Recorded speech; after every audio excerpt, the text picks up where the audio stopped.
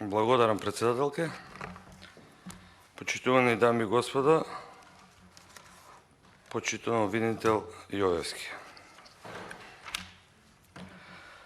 Со оглед на тоа дека сме во 2022 година, треба да разговараме за извештајот од 2020 година, сакам да ве прашам за предмет кој е доставен и до вас како обвинителство, предмет или она што е доставено од општина Газибаба. Се работи за криминал од 11 милиони денари за бившиот градоначалник во општина Газибаба за изградба и одржување на нови линии за улично осветлување. Значи, господин Јовевски, дали ќе треба да чекаме со години да постапите по истиот предмет, бидејќи кај да е, вие можеби тогаш ќе бидете во пензија, па една замолница до вас да постапите побрзо, впрочем, како што и редот во постапувањето по предметите. Кога зборевте тука од оваа говорница, се повикавте на ефикасност, независност и транспарентност во обвинителството. Затоа ќе се обидам во вид на констатации и прашања некои работи да ги продискутираме и да видиме колку била ефикасноста, независноста и транспарентноста во работењето на целото јавно обвинителство, не лично само вашата. Прва работа, покрај сите незаконски действија кои ги практикувате за да ги заскриете одредени криминални действија на моменталните власти, еден пример, како тоа го правите во сите пори на секојдневниот живот, прашање е до вас. Зошто не е решена кривичната пријава поднесена до вас како јавно обвинителство против господинот Пецо Груевски до пред еден месец председател на синдикатот на УПОС за негов нелегален избор за председател и така ли содржање на кривичната во ФИОКа го држевте изминатите 5 години и го користевте кога и да ви затреба. Кој знае уште колку вакви и слични предмети држите во вашите раце луѓе кои мора да ги исполнуваат вашите хирови или да плаќаат за нивната слобода. И прашањето е, имате ли намера да ги затворите ваквите предмети без разлика каков и крај да имаат тие, со подигнато обвинение или со отфрлање на пријавата. Меѓутоа, ќе се сложите 5 или 6 години е многу да не се постапи по истото и да не се донесе обвинение или да се ослободи од обвинителен акт. Втора работа. Се случи еден пожар во модуларната болница во Тетово, почина 14 луѓе, мислам уште толку повредени, 12 ако не се лажам. Беше повикана експертиза од како помош или не знам како беше побарано нели од Крим техника од Германија и би сакал да знам дали стигна таа експертиза и што има во таа експертиза. Дали ќе остане обвинението за продолжниот кабел или можеби ќе има некој обвинение и за полночот на апаратот.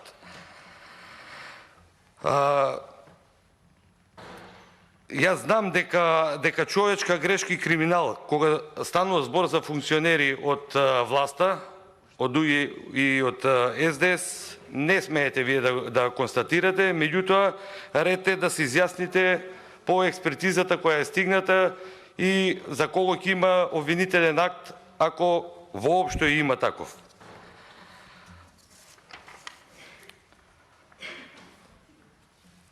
Во изминатиот период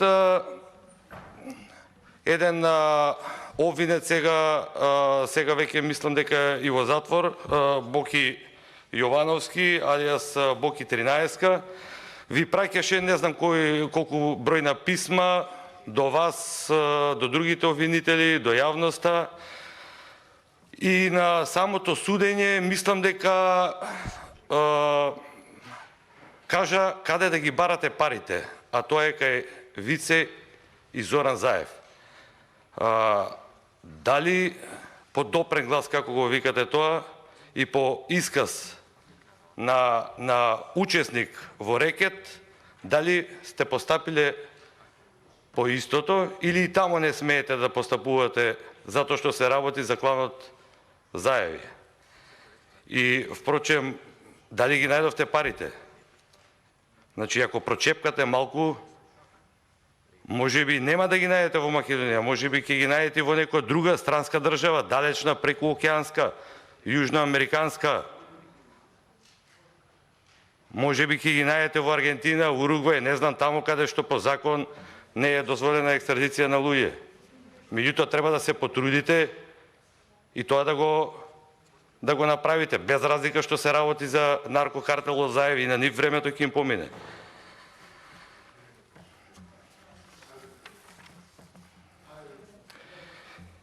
Имате ли сознанија за корупцијата во давањето на лиценци за одгледување на марихуана и имате ли сознанија дали истите работат по закон?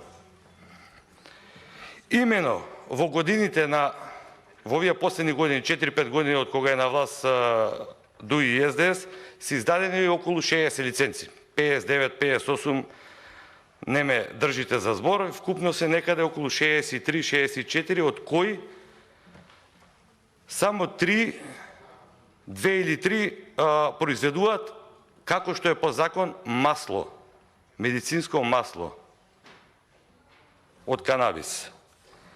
Сега, комисијата која е направена да следи целата оваа работа треба да врши најмалку 2 пати контрола на одгледувањето на медицински канабис, и тоа треба вие добро да го знаете. Во периодот од сеење до берба.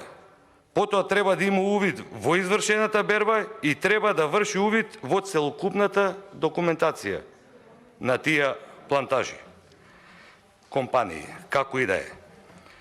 Меѓутоа, оваа комисија ниту има капацитет, ниту врши редовни контроли и затоа не постои точна евиденција за произведените количини и количините на залиха од светот од марихуаната. Сега тука доаѓаме до едно главно прашање и можен криминал. Каде завршуваат произведените количини на канабис? Имено, ако во Македонија само 2 до 3 произведуваат масло, како што кажав, од канабис, што прават другите со собраниот свет? Многу ме интересира. Живо сум заинтересиран. Каде оди тој цвет? Дали се уништува? Дали постојат записници за тоа? Ви текнало ли некогаш да направите една истрага, да ги прочепкате тие записници и да врз основа на тие записници поидете до тие компании кои произведуваат само цвет, а не масло за канабис, масло од канабис, и да констатирате дали има криминал или нема криминал. Меѓутоа, една странска агенција ДЕА ви го покажа спротивното.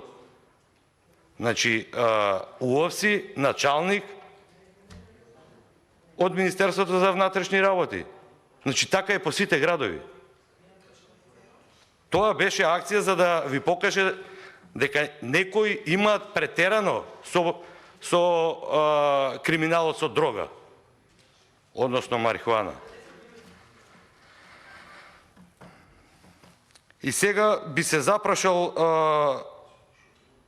за тој цвет од марихуана. Постојат ли некои надприродни супер моќни пчели? Оти ја мислам дека цветот излегува надвор од плантажите, па од тука постојат ли некои супер модерни пчели што идат од цвет на цвет, ја преминуваат оградата на плантажите и одат по македонските градови и села. Или можеби некои идат во некој комбиња, па ја преминуваат границата наша македонска државна, исто кој што помине и автобусот на Беса Транс, нерегистриран неколку пати, а проверен од припадници на Министерството за внатрешни работи.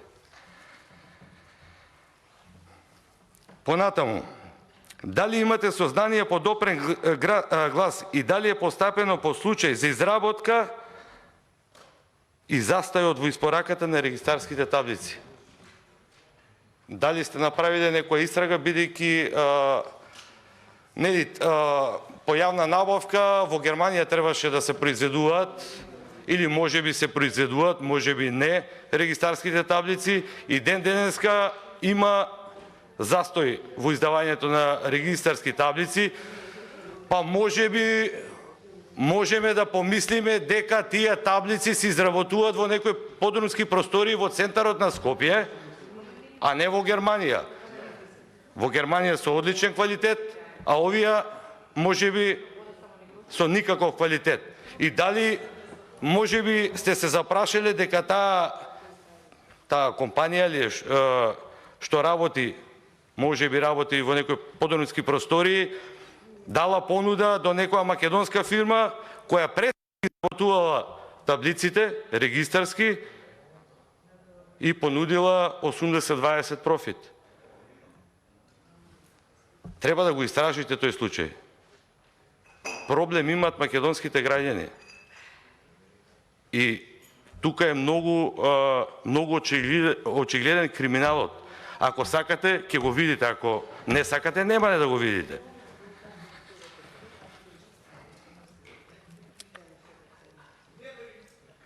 Понатаму, зошто случајот со пасошите, ја и вчера зборев на седница на парламентот, зошто случајот со пасошите не е работен од основното јавно обвинителство за гонење на организиран криминал и нема обвинение за организирана криминална група и злосторничко здружување, туку е предаден на основното јавно обвинителство Скопје за секој сторител тамо, посебно е обвинет поединачно за повреда на службена положба. Поединечно. Сега кај тука работава дека вие сте политичко обвинителство.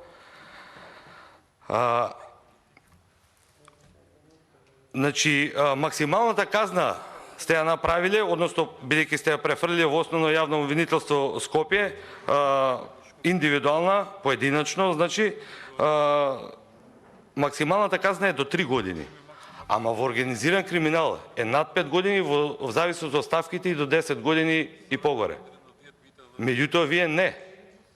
Сега, уставобранителите лежат 200 години затвор, со исказ на еден сведок, кој ги менувал исказите као чорапи, и искази ставани во фиоки, кои некогаш ќе излезат, тие 200 години затвор, ама овие до 3 години условна казна. Па ајде, господин Јовевски, ве поканувам, дојдеме во пасошкото оделение. Јас, вие, ќе го поканиме и министерот Спасовски, ќе викнеме и новинарски екипи и да видиме како иде изработката на еден пасош. Дали е индивидуален чин или е организиран чин. Еден го слика. Мислам дека нема да прифатите понудата, па за да ви објаснам. Иако мислам дека го знаете, ама за јавност. Значи, еден го слика. Човекот што оди да вади пасош. Друг верифицира. Трет одобрува. Четврт персонализира. Сето ова оди кај помошникот министер за управни постапки, па потоа оди во информатика. Кај помошник министер за информатика. Па таму еден прави проверка, еден одобрува, па се печати. Па се враќа на шалтер кај досието. Ова едно надворешно лице не може да го направи. Ова е организиран криминал. Како само сте можеле делото да го префрлите, односно да го дадете, да го работи основно јавно обвинителство Скопје за индивидуална злоупотреба на службена положба и така натаму, не ми е јасно. А ова иначе слика, ова е еден од пасошите што му е даден во Шпанија затворен, а ова е господинот наш министер, седи со луѓето, овие што ви ги прочитав.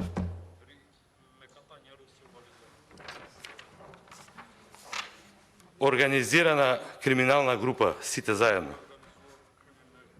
И ќе се правиме сега на луди дека дека заменикот министер и министерот немаат врска со ова. Не од таму потекнува работата. И како што кажаа самите, земени се големи пари. И каде се парите? Ова кога ги судевте овие за индивидуална злоупотреба, им ги најдовте парите? Каде се парите? Се кажа не од мене, од Министерството, ако не се лажам, за внатрешни работи, над 1 милион евра. Каде се парите? И во Рекет ги нема парите, и тука ги нема парите, а сите знаеме дека се работеше за пари. Впрочем, тоа беше и видено.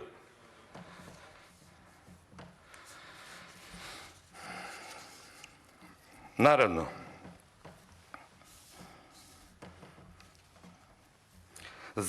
Зошто од страна на основното јавно обвинителство не се преземени мерки по доставено известување за спроведена јавна набавка за резервни делови за автомобили, иако од страна на Одделението за контрола на квалитет со записник, истите не се примени во Министерството за внатрешни работи, ако повеќе, после по ургенција, се применило спротивно на законските прописи. 8 или 9. Зошто од страна на основното јавно обвинителство не се преземени мерки за склучен договор помеѓу Министерството за внатрешни работи и Веридос за набавка и одржување на машини и лични документи за склучен договор за сума од околу 10 милиони евра. Се е овдека во милиони евра. А е во спротивност на Законот за јавни набавки.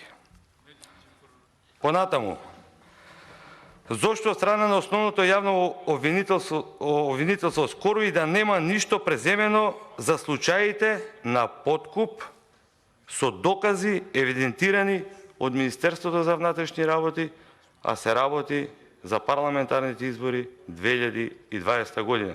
Евидентирани докази, процесирани, стигнати до кај вас. Ништо не знаеме што се случува. Ке споменам само некои од нив. Лични карти, списоци, пари, сведоци во неколку градови и општини во Република Македонија, како на пример во Штип, Свети Николе, Велес, Шуто, Ризари. Таму беше фатен припадник на Министерството за внатрешни работи, член на една политичка партија. Не знаеме ништо. Па потоа во Куманово, каде беа фатени вработени во Министерството за внатрешни работи, како вршат јавен подкуп и така натаму, и така натаму. Колегата пред мене го спомна случајот со новинарите. Јас само, да не се повторам, само ќе запрашам, дали случајно ви текнало дека може треба да постапите по она за кој тие во тој некој документ се обвини некого. Дали ви дојде во глава дека треба да постапите по тоа? Овој ја прекинавте истрагата за новинарите во декември месец, ако не се лажем, ама ништо понатаму. Ништо не се случува. Затоа, господин Јовевски, јас само можам да констатирам дека вие сте ништо друго, туку политичко, приватно обвинителство, кое само работи по налог на ДУИ и Социјалдемократскиот сојуз и вашиот политички гуру, бившиот засреќени премиер Заев. И затоа ќе констатирам дека во наредниот период промените мора да започнат од вас, од обвинителството, од судството. За да сватите и вие, кои сте на тие функции, тие позиции, дека не сте недопирливи ѕвезди. Одговорност мора да има како за секого што се огрешил по законот, како за секого што сокрил доказ, го ставил во фиока и така натаму, и така натаму. Значи, одговорност мора и да има и за вас. Не може само некој да лежи по 200 години затвор за нешто што е сокриено. а сите знаеме зашто беше тоа направено и зошто уставобранителите 200 години ќе лежат. Се знаеше што следи. Промена на името и сега што следи. Промена на мојот македонски јазик, промена на мојот македонски идентитет. Ама сега тешко ќе биде. Сега нема да ви помине ни на вас и на тие што се над вас и што ви кажуваат како да работите. Благодарам.